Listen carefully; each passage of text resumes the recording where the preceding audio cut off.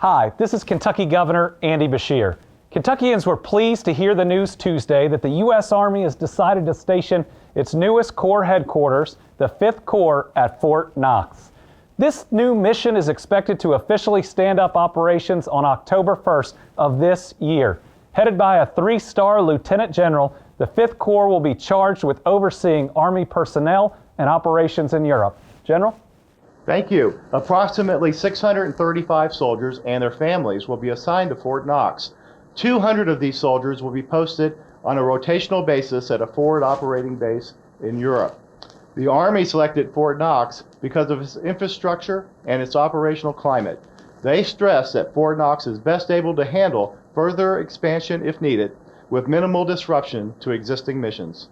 31 installations were initially considered, recently narrowed down to 3: Fort Knox, Fort Drum in New York, and Fort Benning in Georgia.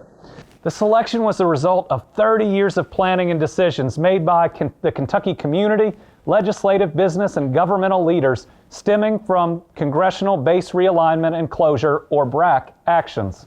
Team Kentucky was ahead of the curve in recognizing both the threats and the opportunities posed by BRAC. We established the Kentucky Commission on Military Affairs and associated community advocacy groups, including the Fort Knox Regional Development Alliance and Campbell Strong.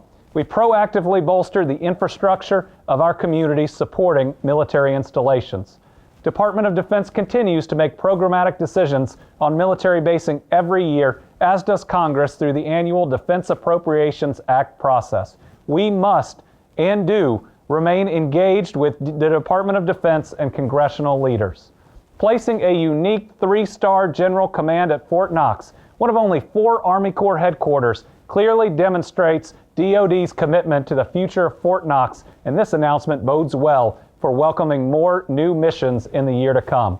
We will proudly continue our efforts towards making Kentucky one of our nation's most military and veteran-friendly states in this country. Thank you.